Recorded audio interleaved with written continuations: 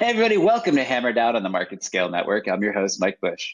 One of my favorite things about working in this industry is that, and one of the things I didn't know actually before I joined, is that there's a lot of opportunity to go out for networking events and trade shows and all sorts of other let's get together in some random city opportunities. This next guest, she kind of lives in the middle of my trade show bingo card because no matter what show I go to, I know I'm going to run into her and I know it's going to be a great conversation. She's Ava Barnes, the VP of Marketing from Alvys. Ava, welcome to the show. Hi, Mike. Thank you so much for having me. I'm so excited to have you. Let's get right into it. Talk to me a little bit about Alvys. What are the problems you're out there solving? What does the company do? So Alvys is a transportation management system. So for a little bit of context, I'll talk about the trucking industry specifically because we talk about logistics and you have trucking, which are mostly companies that are moving freight from point A to point B, whether it's a broker or a carrier. And this industry is completely vital. As you guys know, you're going to the grocery store, you're buying stuff, we're ordering things from Amazon. Everything that we're able to buy and get delivered to our house is happening through the movement of freight that happens mostly via trucks in this country. And so it's a critical industry. And interestingly, and unfortunately, this industry is behind in terms of technology. So Alvys is a new software company that is there in the trucking space to help solve these problems, to modernize it, right? To make the workflows of trucking companies much more efficient. And not only make them much more efficient and modern, cloud-based system, integrating all their disparate technologies into one platform, but also to help sustainability in terms of reducing empty miles on the road. So yeah, twofold: update the trucking industry, help out these hardworking individuals that are so important to our society, and also to help reduce greenhouse emissions through reducing trucks that are running empty. All right, so let's start with that first one, the technology stack. So I think I'm comfortable saying that the largest TMS, the largest technology platform across the trucking industry is Google Sheets. Not even Excel anymore. It's Google Sheets because it's a free solution that lives in the cloud so anybody can go update it. So Ava, how do you as Alvys compete with Google Sheets? And what are the key benefits you bring versus a pivot table? Yeah, that's easy. That's really easy, Mike. I thought you were going to say one of our competitors. So maybe brand new trucking companies, if you only have one truck, maybe you have two trucks, and you can run off of Excel spreadsheets and you're probably doing just fine. But once you get past two trucks, you're definitely going to need something that is more complex because it's like playing a game of chess. You're having to move so many different pieces and strategize and plan ahead. And now with three trucks, you got three games of chess going. And so you need a computer that is helping think through this for you. So Alvys is architected with workflows that are super smart and efficient to help guide the decisions that you're having to make so quickly and so many times a day. But yeah, so spreadsheets aren't a bad solution. But you're going to be having a bunch of different tabs open too, because you're going to need an accounting software. You're going to need an ELD or telematics that are in the trucks tracking stuff. And instead of having to switch through a bunch of different tabs, you're going to need a load board. You can bring all of that into one system. Just helps you be organized as you grow. Got it. And then if I'm not mistaken, there's a couple of really critical bells and whistles. So for instance, if I'm a shipper and I'm sending a delivery order via EDI or API, your system encodes it without necessarily me as a trucker. I don't necessarily need to go hire a programmer. If I want to send timely and accurate billing, I'm going to leverage Alvys for that. If I want to tell my shipper, quite frankly, where their stuff is, which is kind of important. And again, going back to Google Sheets, right? Like Google Sheets doesn't have track and trace. So I'm picking up the photo, I'm sending my driver a text, and let me tell you about drivers who love to text on their phone and how terrible that goes. So, okay, good companies don't rely on text message. That we'll leave it at that. So basically, you consolidate workflows, make it easier to run your business on all of the kind of, let's call it menial work that goes into trucking. Is that fair? Absolutely. You hit on some of the biggest pain points. So EDI is it's an example of how trucking uses older technologies. So Alvys has built a native EDI platform so that you don't have to use a third party to send those EDI transmissions through. You can send them right through Alvys, which greatly reduces the number of errors that you're going to run into. So it's kind of updating and modernizing even that process that a lot of shippers still require. An open API. So it's self-serve API. So you can even set up those connections yourself. That's awesome. I know we delved a little nerdy on EDI here. For folks who don't know, if you're in the US and you've ever gone to your doctor and asked for like your digital health record, then you have to go through 94 different steps. That's actually the basis of EDI. It's designed to be clunky and have human interactions, but it's also from the 1970s. The idea was, we're going to create a standard language to send, shipment information back and forth. And then, of course, it was co-opted by everybody who uses it. And there are currently 2,500 different versions of each EDI form in the marketplace. So what you end up with is, instead of Google Sheets versus Apple numbers versus Excel, you've got 2,500 different potential options here. So you're throwing a dart at a dartboard with 2,500 numbers on it and hoping to God that your EDI plugs and plays with the shipper's EDI. And Alvys is solving that amongst many, many, many other issues. Am I good there? Yeah, you said that really well. That's exactly right. Well, thank you. So you're in marketing for Alvys, and this is, it dawned on me today. This is episode like 34 or 35 of Hammer Down, and you're my first marketing person, which is funny because I work in marketing. Yeah. Maybe I don't like marketing people very much. No, I'm just kidding. So what were you doing before Alvys, kind of in that marketing world? And then I've got to ask you the most interesting question of, since you've got into the industry, what's been the coolest or most interesting thing you've learned? Before Alvys, I was on the faculty at Georgia State University. So I was teaching college courses full-time, mostly mass communication courses, marketing courses. I really loved that job, and I love working with students. So I like, that's kind of your angle on this podcast, is to help young people especially get introduced to this industry. So I did that. I also worked for an marketing agency that served blue-collar industry clients. And I did marketing for a magazine. So I've done in-house marketing, agency marketing, teaching marketing, and now I am SaaS B2B marketing. And I forgot your other question.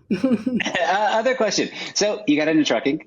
What's been the biggest surprise about marketing to the trucking community? Well, just about switching to this industry. So I will say that I didn't think trucking was that cool before I got into it. I was like, it's kind of dated. It's like, I don't know. But then, a friend of mine actually started Alvys, who I've worked with before. And so he brought me on to lead the marketing team. And I was pleasantly surprised to learn that the trucking community, the logistics community, the larger logistics community is all about relationships, and it's really well connected. And I really appreciate that. So it's not, some of the like business speak, sort of pompous and showy, like events that I'm more used to. It's just down to earth, like very friendly, very much like, can I trust you? Like, do I know who you are? Can I trust you? Okay, now I want to do business with you. And, lots of people like yourself who are so proactive in connecting people and growing networks. So the relationship piece, and I'll say one other thing, since we're talking to people that may want to get into this industry, this is an exceptional quality about working in logistics and trucking. And this is probably my number one reason for recommending looking into this industry, is that it's hard to understand, right? So when you switch to logistics, you have a lot to learn. It's a steep learning curve. And I'm saying that as somebody who loves to learn, lifetime learner.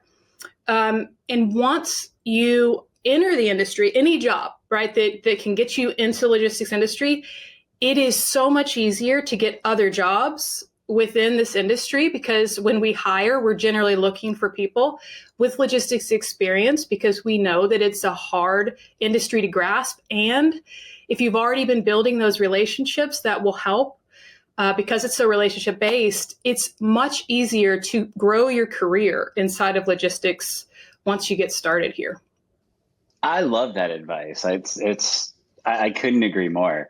It's funny, like, yeah, I love your answer so much. Like, I think I was talking to Morgan McDermott a couple episodes ago. We had the conversation about like building relationships, etc. And I still have memorized the cell phone of my very first client in logistics, and that was 2004. And I still send him a text every now and then. Hey, how you doing? What are you working on? Blah, blah, blah. To your point, I mean, the relationships that people in this industry build, they do last for a long time. One of the things I actually found is interesting is there's this perception out there that truckers aren't tech savvy. And for me, and I'd love to have you chime in here, but for me, I think that's absolutely wrong. I actually think the first group of remote workers, the first group of, working anywhere people were truckers. The first people that did tiny homes, quite frankly, were truckers. So my spiel here is trucking isn't technology laggard. We're technology specific. We want very specific things that handle very specific jobs. And if your tool does that, then we're all in. Versus, hey, we've got something that seems kind of tangential. What do you think? Am I wrong there? I don't know. I think that you found part of the market that is very forward thinking. And I do think truckers are a unique kind of person that are very cool and they're independent minded. And I think that also goes with being open minded, and which would include open to new technology. One of the hurdles that we've experienced personally is a resistance to trying new software. Or maybe it's I'm a bit nervous about onboarding a new software instead of like this eagerness to try the newest best thing because you know that the payoff will be there. It's kind of like, I'm going to keep doing it the way I've always been doing it because it's working. And I know there's probably something better, but I'm scared to change. We've encountered some of that. I get that. Now, and you may have a good answer for this one. You might not. If not, no worries. So one of the biggest challenges in trucking is high levels of turnover. I think the industry average is 9 out of every 10 drivers that work for a company are going to leave that company in the next 12 months. It is a 90% turnover industry. Do you find as a differentiator that, hey, the latest and greatest, the tools that make it easier are a retention tool for your market? Retention tool for drivers. Yeah, absolutely. Very important. Like drivers have it kind of rough. They may get to the drop-off location and now they've got to wait 3 hours. And this is something I know you've experienced with the drivers at your company. So that's a focus with Alvys too. It's like we have a driver mobile app, for example. So instead of having to place, maybe 10, 20 check calls of your driver, which drivers don't love because they have weird sleeping hours and weird resting hours, and they don't want to be bugged, constantly about where the load is and are you free? And so we automate all of that through the driver app. We can see where the driver is. They can digitally check in and check out. So you don't really need to text them or call them. They can upload all their documents. We've got like advanced document scanning, for example. So you can take a picture of your BOL or POD, and it's going to make it look like a professional scan in the app, sync it to the platform. So I'm getting into the weeds, but it's just an example that those are headaches for drivers, and we want to make it so much easier for them so that, our carriers can retain drivers, because it's absolutely a pain point. Got it. Now, one thing you touched on in your intro, and I kind of glossed over it, but I want to come back to it. You touched on sustainability. Where does Alvys live in the green world? Yes, this is so important to me personally, and I think in terms of a motivation to get into the trucking industry, to get into logistics, this is a huge one. So trucks are one of the biggest producers of greenhouse emissions. So they're literally giant, gas guzzlers going down the road all the time.